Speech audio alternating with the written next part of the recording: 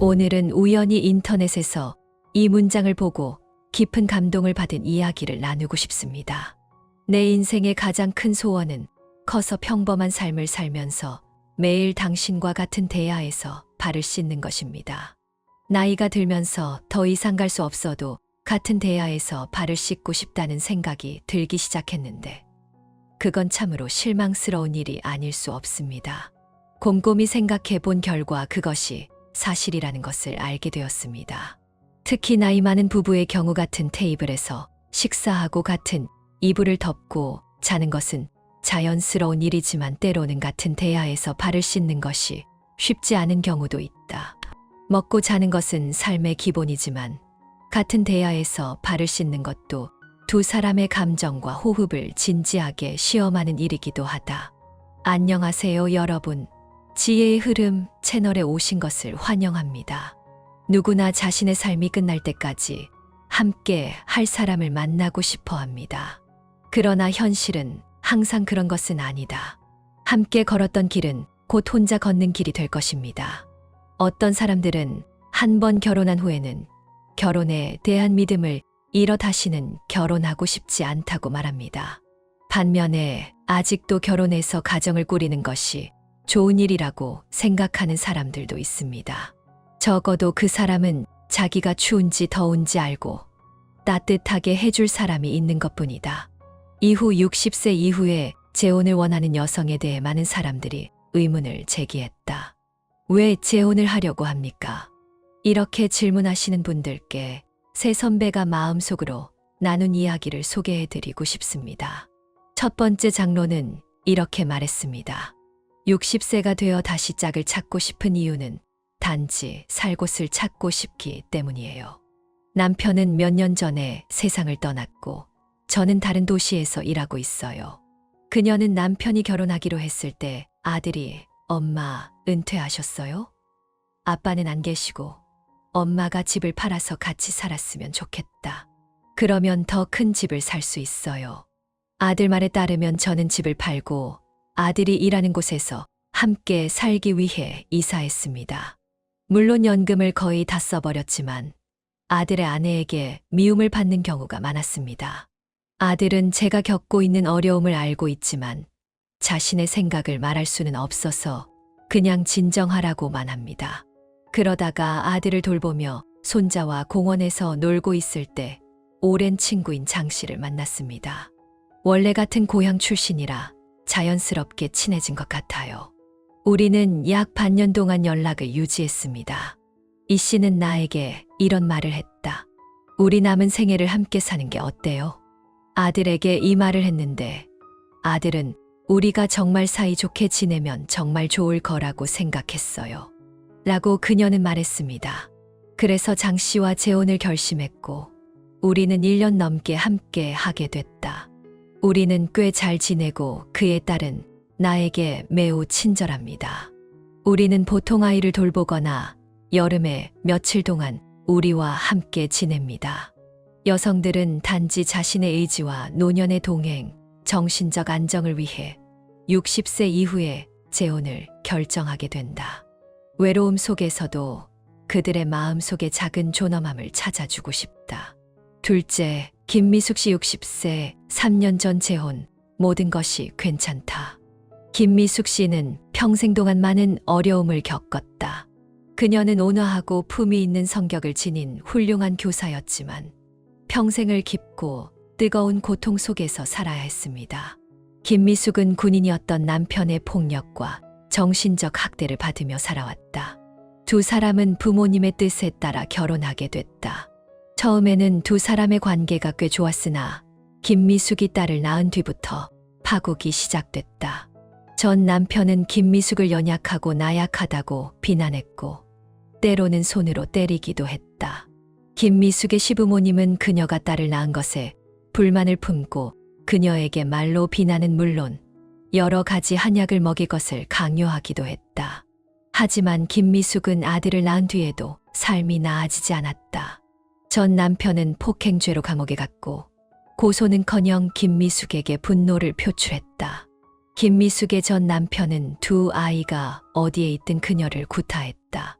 김미숙 씨는 자존심이 강한 사람이라 동료, 친척, 친구들이 자신을 비웃을까봐 두려워서만 참았다. 그 결과 김미숙의 두 아이는 둘 다 공부는 잘했지만 내성적이고 말이 없고 아버지에게 화를 내고 어머니에게 실망해 김미숙과의 관계는 좋지 않았다. 김미숙의 행복한 삶은 며느리 유진 덕분이다. 유진은 자신의 사랑과 미움을 분명하게 표현하는 강인한 성격의 여성이다. 유진은 시아버지와 형을 처음 만났을 때 즉시 경찰에 신고했다. 둘째 시아버지가 소란을 일으키자 유진은 친가에서 형 10명을 불러 시아버지를 협박했다. 사람들은 때로 약자를 괴롭히고 강자를 두려워합니다. 김미숙의 현 남편도 교사로 두 사람은 대화를 많이 하고 사이가 매우 좋다. 김미숙의 전 남편은 여전히 그녀를 말리려 했지만 유진이 나타나자 곧바로 물러섰다. 김미숙 아들은 어머니에 대한 불만이 조금 있었지만 최근에는 며느리의 영향으로 어머니와의 관계가 눈에 띄게 좋아졌다. 셋째, 박영희 씨 65세는 이혼 후 아주 잘 살고 있다. 박영희는 18세에 결혼해 58세에 이혼했다. 그녀는 40년 동안 가사도우미로 살았지만 남편과 아내의 눈에는 평생 아웃사이더로 여겨졌다고 말했다. 당시 박영희는 매우 아름답고 의지가 강한 여성이었으며 시골 일도 잘하는 것으로 알려져 있었다. 그러나 박영희의 불행한 점은 어머니가 어렸을 때 일찍 돌아가셨고 아버지는 매우 온화한 분이셨기 때문에 외가의 부양도 받지 못한 채 시부모님과 함께 살아야 했다. 시부모님도 모두 건강한데 시부모님이 가난한 이유는 너무 게으른 탓입니다. 박영희가 결혼한 뒤 그녀가 아침 식사를 준비하지 않으면 시부모님은 배고픔을 무릅쓰고 주저없이 침대에 누웠다. 여름에도 시댁 식구들은 일주일 동안 머리를 안 감거나 한 달 동안 머리를 안 감는 경우가 많다. 박영희 부인은 그런 상황을 견디지 못하고 지금까지도 남편의 집안일을 도우며 집안일을 해야 했다. 그녀는 또한 아침부터 밤 늦게까지 마을에서 과일과 음식을 판매하고 집을 8개의 넓은 방으로 개조했습니다. 그러나 박영희의 노력은 남편의 부모로부터 인정받지 못했다. 시부모님은 박영희가 시간 낭비를 하고 있다고 생각했고 시어머니는 밥을 안 먹으면 깨끗하지 않다는 말을 자주 하곤 했다. 먹는 것도 나쁘지 않은 것 같아요. 내가 깨끗하게 먹지 않으면 나도 먹겠다. 사람들은 옆집 큰 집에 대해 이렇게 말합니다. 토끼에게는 구멍이 필요하고 개에게는 집이 필요하고 사람에게는 침대가 필요합니다. 무슨 일이 그렇게 속상해요. 박영희는 58세의 결혼과 이혼을 결정했다. 그녀의 남편의 부모는 그녀가 미쳤다고 생각했고 그녀의 결정을 이해하지 못했습니다. 박영희 씨가 집에 있는 가구를 다 가져가지 않겠다고 하자 시부모님은 흔쾌히 동의해 은근히 기뻐하셨다. 박영희는 이혼 후에도 계속 족발을 팔아 가족들에게 아무런 부담 없이 첫 해에 2천만 원 가까이 벌어들였다. 이후 마을의 나이든 선생님이 박영희에게 프러포즈를 했고 두 사람은 약 1년여간에 알고 지낸 끝에 결혼에 성공했다. 어머니는 박영희와 통화를 하던 중 새 남편과 행복해 보인다고 말했다. 박영희는 족발만 팔고 집안일은 새 남편이 다 해줄 것 같아 행복해 보인다. 그리고 새 남편의 두 딸은 아들이 없기 때문에 박영희를 매우 존경하며 가끔씩 옷이나 추가 물품을 보내준다. 엄마는 박영희가 정말 행복한 여자가 된 것 같다며 외부인들도 박영희의 행복에 감동할 것이라고 말했다.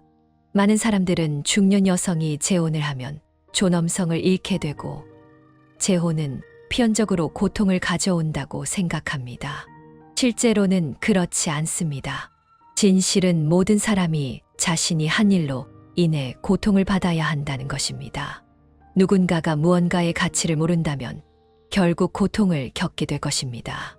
아내를 하녀나 낯선 사람처럼 대하는 남자는 고통을 겪을 것입니다. 평생 결혼한 여성은 재혼 전보다 재혼 후가 더 행복한 경향이 있습니다. 나이가 들어 가장 두려운 것은 외로움입니다. 그래서 많은 독신 노인들은 다시 배우자를 찾고 싶어 합니다. 그들은 사랑을 나누고 싶은 걸까요? 아니요. 그들은 노년기에 홀로 남게 된다면 누구와 함께 여생을 보내는 것이 혼자 외롭게 지내는 것보다 낫다고 생각합니다. 그러나 현실적으로 재혼한 노인들이 행복하게 지내는 경우는 많지 않습니다. 우리는 재혼의 어려움과 고충을 더 많이 보게 됩니다. 오늘은 그 중에서 노년 재혼, 이 40가지만 잘하면 후반생은 행복할 것이다 라는 주제를 여러분과 함께 나누고자 합니다. 저는 올해 64세입니다. 배우자가 떠난 지 벌써 4년이 되었습니다. 자녀들은 모두 외지에 있어 4년 동안 거의 혼자 지냈습니다. 다른 사람들이 가족과 함께 모여 있을 때 저는 혼자였습니다. 설날에 딸이 시댁에 가면 저는 따라가서 귀찮게 하고 싶지 않아 혼자 밥을 먹고 스스로 만두를 빚었습니다. 그 외로움은 정말 마음 아프더군요. 하지만 그때까지 재혼을 생각해 본 적은 없었습니다. 나이가 60이 넘었으니 그냥 대충 지내도 괜찮다고 생각했죠. 그러나 올해 코로나19로 집에 20일 동안 격리되면서 제 생각이 바뀌었습니다. 확실히 한 가지 결심을 했습니다. 꼭 동반자를 찾아야겠다고. 혼자 있으면 언젠가 병이 나서 집에서 쓰러져도 아무도 알지 못할까봐 두려웠습니다. 또 다른 동료가 있습니다. 그녀는 배우자와 이혼 후 6년간 혼자 지냈습니다. 지난해 소개로 현재 남편을 만났고 둘은 매우 행복하게 살고 있습니다. 저는 그들을 부러워하고 제 재혼에 대한 희망을 가지게 되었습니다. 제 자신을 동료와 비교해보면 조건이 나쁘지 않다고 생각했습니다. 좋은 사람을 찾아서 함께 살면 어렵지 않다고 생각했습니다. 그가 할 수 있다면 저도 할 수 있을 거라 믿었죠. 그래서 친구의 주선으로 저는 소개팅을 시작했습니다. 그 기간 동안 3번의 소개팅을 했고 모두 잘 맞지 않는다고 느꼈습니다. 그중 3번째 소개팅에서 만난 남자는 결국 저에게 큰 실망을 안겼습니다. 그는 저를 마치 가사도우미처럼 대했습니다. 이 남자는 말씨가 우아하고 생활에 대한 품격도 높았습니다. 특히 제 나이에 전혀 신경 쓰지 않고 3살이나 많은 저를 좋아한다고 했고 저도 그를 좋아했기 때문에 우리의 관계는 처음에는 순조로웠습니다. 그러나 갑자기 일이 틀어졌습니다. 4번째 만남에서 저는 특별히 음식을 준비하고 그가 처음으로 집에서 따뜻함을 느낄 수 있도록 했습니다. 그런데 그날은 거의 재앙처럼 끝났습니다. 그는 전혀 도와주지 않았습니다. 밥을 먹고 나서는 소파에 앉아 TV를 보았고 설거지나 식탁 정리, 의자 놓기 등은 모두 제가 했습니다. 잠시 후 그는 과일을 씻어달라고 했고 사과를 먹을 때는 껍질을 벗겨주기를 원했습니다. 심지어는 내일 더러워진 옷을 가져와서 세탁해 달라고 했습니다. 저는 완전히 기가 막혔습니다. 제가 그에게 가사도우미처럼 보인다는 느낌이 들었습니다. 내가 예전에 있던 배우자는 결코 나를 힘들게 하지 않았고 항상 일을 도와줬습니다. 그는 교육을 받은 사람이었고 나를 정말 아껴줬습니다. 그렇게 비교를 하다 보니 저는 다음 날 그에게 더 이상 관계를 이어가고 싶지 않다고 말했습니다. 그는 저를 외국인처럼 대했다고 생각하며 이해할 수 없다는 반응을 보였습니다. 그의 말에 저는 점점 더 좌절감을 느꼈고 혹시 내가 재혼을 생각하는 게 잘못된 건 아닌지 아니면 내 이상형에 문제가 있는 건 아닌지 고민하게 되었습니다. 나이가 이렇게 많으면 다시 배우자를 찾는 것이 그냥 적당히 맞춰야 하는 일이 아닐까. 너무 까다롭지 말고 그냥 넘어가야 하는 건 아닐까 하는 생각이 들었습니다. 둘째, 69세 기 씨의 이야기 3년간의 재혼, 아픈 결말. 올해 나는 69세이다. 재혼한 지 3년이 지났습니다. 그렇다면 재혼을 통해 일상을 챙겨줄 인생의 동반자를 찾으신다면 어른이 되면 더 편안하고 행복해질 것 같아요. 그런데 결말이 정말 아프고 어색했어요. 결혼하기 전에는 집을 소유하고 월 70만 원 이상의 연금을 받았습니다. 재혼한 배우자도 연금과 집이 있는데 연금은 60만 원 정도다. 그 집은 그의 아들과 가족들이 거주하고 있었습니다. 결혼하기 전에 우리는 각자 혼전 자산을 소유하기로 합의했습니다. 결혼 후 가족비로 50만 원을 내고 새 배우자에게는 월 30만 원의 용돈을 주기로 했다. 그는 그 돈을 모아서 아들에게 줄 수도 있었습니다. 처음 2년은 비교적 편안했고 특별한 어려움도 없었습니다. 그러나 나중에 며느리가 출산을 하게 되자 집에 머물며 아이를 돌보고 집안일도 해야 했다. 그래서 매일 피곤하다고 하면서 요리하고 방 청소하고 조카 돌봐달라고 하더군요. 그때는 아이가 크면 상황이 좋아질 거라 생각했어요. 뜻밖에도 어느 날 며느리가 출근한 날 우리 가족 3명이 밥을 먹으러 우리 집에 찾아왔습니다. 아침에는 아이들을 데리고 집으로 아침을 먹으러 갔는데 재혼한 아내가 도시락을 싸서 나에게 가져다 주었다. 저녁에 아이들을 데리러 오면 떠나기 전에 밥을 먹어야 해요. 아무것도 가져오지 않을 때마다 과일을 가져갔습니다. 이때 재혼한 아내가 말을 꺼냈다. 60만 원은 우리 가족의 생활비를 감당하기엔 부족해서 제가 보충해야 해요. 나는 아니오라고 말했고 그는 나와 싸우기 시작했습니다. 계속 괴롭힘을 당했고 저는 너무 피곤해서 이렇게는 살 수 없다고 말했습니다. 나는 단지 당신에게 먹이를 주는 것뿐인데 당신의 아들도 나와 함께 산다면 언제 끝나겠습니까? 그는 며칠 동안 조용했지만 며칠 후 돈이 없다며 다시 싸우기 시작했습니다. 그들은 나에게 욕을 하기까지 했습니다. 월 70만 원이 넘는 연금을 받고 있는데 현재는 약을 살 돈이 없을 정도로 어려운 상황에 처해 있습니다. 정말 말로 표현할 수 없을 정도로 고통스럽습니다. 지금은 이혼하고 싶은데 이혼 비용으로 100만 원을 요구합니다. 그는 이렇게 한탄했습니다. 가능하다면 늙어서는 재혼하지 않는 것이 좋습니다. 재혼은 정말 쉽지만 이혼은 어려운가요? 노인들이 재혼하는 것이 정말 그렇게 어려운가요? 전문가들은 2번째 결혼에서 행복을 찾는데 필요한 4가지 조언을 제시합니다. 첫째, 비교적 사고는 가족 재건에 도움이 되지 않습니다. 전문가들은 재혼을 고려하는 사람들에게 이전 파트너와 현재 파트너를 비교하지 말라고 조언합니다. 좌절감이나 그리움을 말로 표현하면 상대방이 기분이 상하고 심지어 질투심을 느낄 수도 있습니다. 사람들은 이것이 그들의 관계에 해롭고 재혼에 좋지 않다고 믿습니다. 원래 배우자를 생략하거나 칭찬하는 것은 결혼 생활에 불성실한 것으로 간주되어서는 안 됩니다. 그는 또한 원래 배우자의 장점과 현재 배우자의 단점을 비교해서는 안 된다고 경고합니다. 그렇지 않으면 관계가 점점 더 어려워지고 불행한 결과를 초래할 수 있습니다. 전문가들은 노인들이 인생의 동반자를 너무 일찍 결정해서는 안 된다고 강조합니다. 이는 귀하와 상대방 모두에게 해로울 수 있습니다. 짧다는 것은 2 사람 사이의 관계의 길이를 의미합니다. 짧고 화기애애한 재혼 후 금방 일상생활에 불만이 생긴다면 이혼을 원하실 수도 있습니다. 나이 많은 사람들도 결혼에 대해 건강하고 긍정적인 견해를 갖는 것이 2번째 행복으로 가는 길이라고 말합니다. 둘째, 다른 사람의 건강이 매우 중요합니다. 나이가 들수록 가장 중요한 것은 건강입니다. 건강이 없으면 모든 것이 무의미해진다. 재혼이 귀하의 상황을 더 이상 어렵게 만들지는 않습니다. 그것은 당신의 삶을 더 흥미롭고 행복하게 만드는 것을 목표로 한다는 것을 잊지 말아야 합니다. 자신이 건강하다면 다른 사람에게도 건강해지라고 요청하는 것이 합리적입니다. 셋째, 2 아이 모두 그들의 결합에 반대하지 않았습니다. 2 사람이 재혼할 때 가장 큰 장애물 중 하나는 서로의 자녀이다.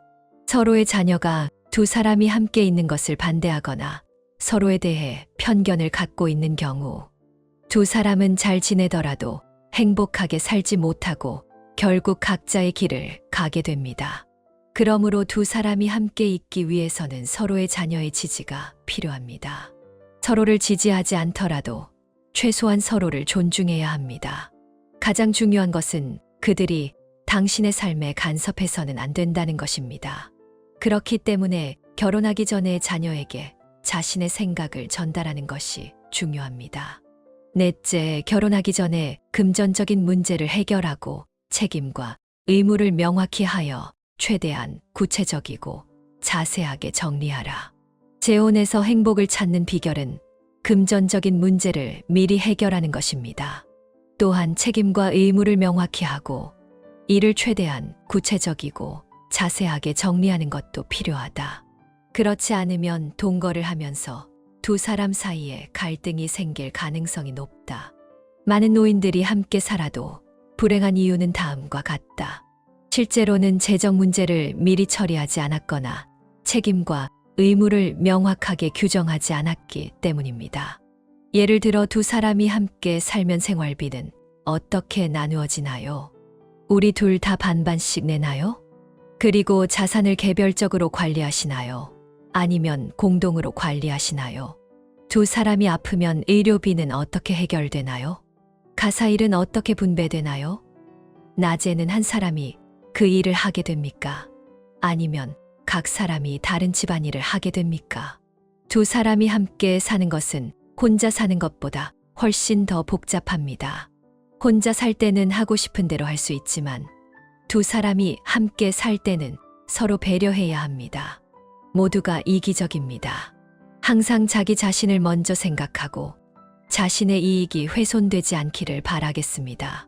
당신은 더 많은 돈을 지불하고 있고 다른 사람은 더 적은 비용을 지불하고 있는 것처럼 느껴집니다.